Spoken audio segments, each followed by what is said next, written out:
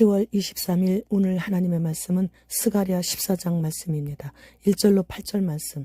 여호와의 날이 이르리라. 그날에 네 재물이 약탈되어 네 가운데서 나누이리라.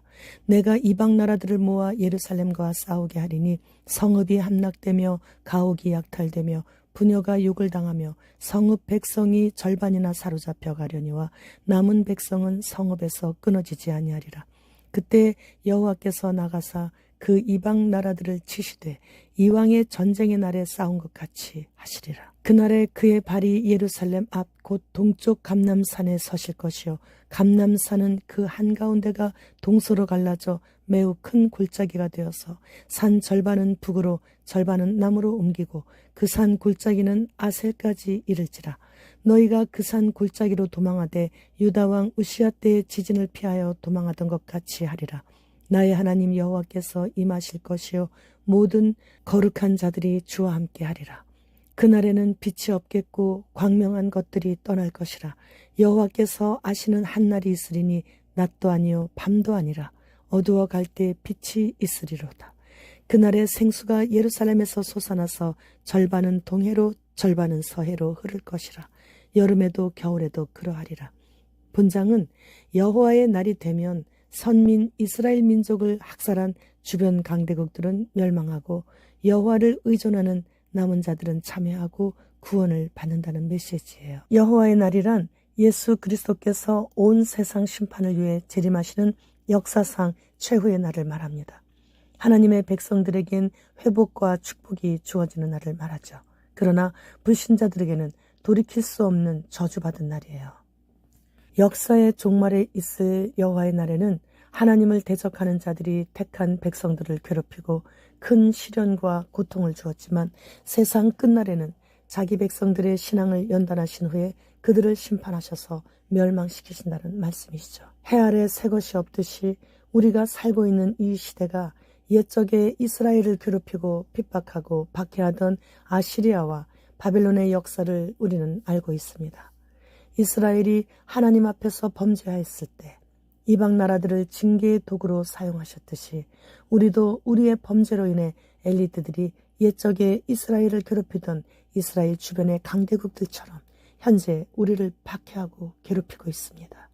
그러나 우리는 여호와의 그날, 즉 사탄으로부터의 해방의 그날, 곧 구원의 그날이 심히 가까움을 볼 때 회개하여 건짐을 받아야 합니다. 여호와의 그날에는 예루살렘의 이방 민족들의 침략으로 현재 하마스가 갑자기 이스라엘 국경을 넘어 들어와서 축제에 참가하고 있던 260명을 학살을 했는데 옛적에 아수르가 이스라엘인들을 아주 잔인하게 학살한 것과 너무나 똑같은 수법으로 학살을 했습니다.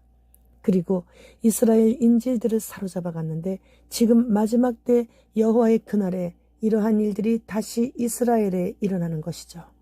이스라엘이 전멸될 위기에 있을 때 그리스도께서 직접 이스라엘을 치러 온 자들을 치시고 감람산으로 재림하신다는 그런 내용의 말씀이에요.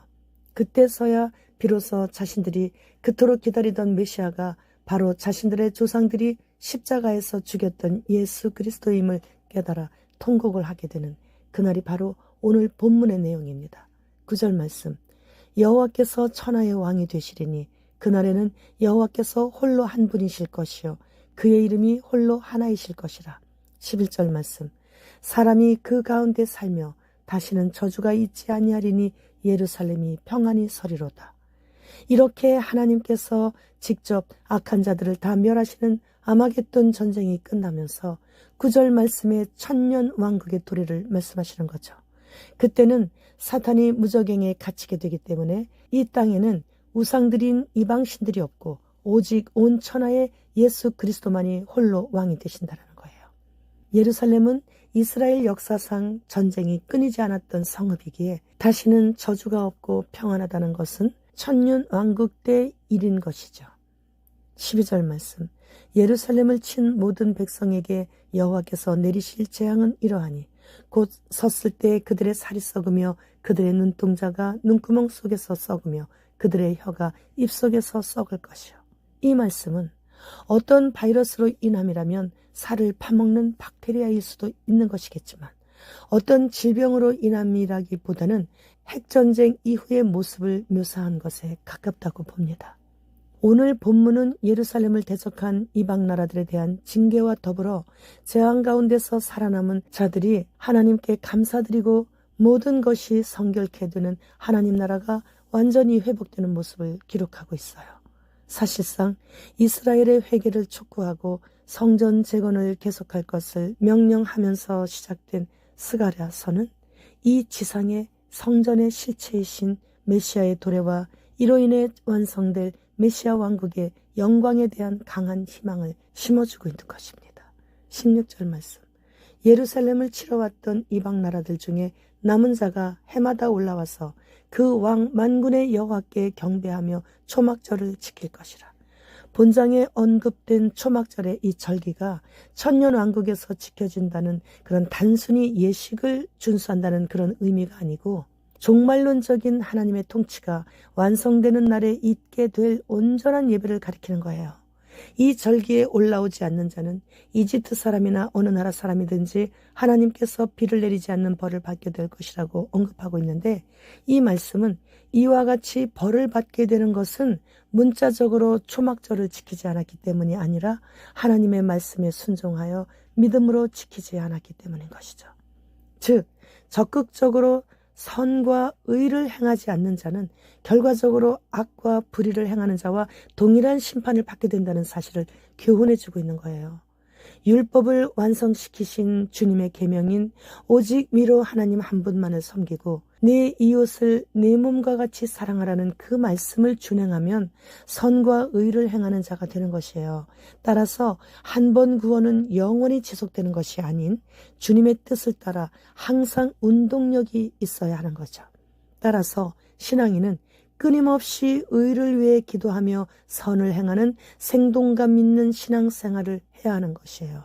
이렇게 주님의 계명을 지키기를 즐거워하는 자들의 결과는 호련히 변화하여 공중으로 끌어올림을 받게 되는 거예요. 오스트리아는 12월 5일부터 새로운 국가 아이디, 디지털 아이디 카드 시스템에 등록한다고 합니다. 2023년이 지나가기 전에 한 번도 경험해보지 못했던 무슨 일들이 이렇게 많이 일어나는지 모르겠어요. AI 알렉스에게 세계 3차 대전이 언제 일어나느냐고 물었더니 2023년 11월 23일에 러시아가 먼저 선제 공격을 하면서 시작할 예정이라고 말했다고 합니다. 물론 그날 가보면 알 것이겠지만 그들은 현재 이렇게 프로그래밍을 해놓았다라는 얘기예요. 현재 무슬림 대 이스라엘의 싸움인데 이스라엘과 미국이 이란을 대항하기가 벅차한다는 이야기가 들리죠. 그러나 이 모든 것들은 오직 주님만이 아십니다. 주님, 어서 오시옵소서. 마라나타.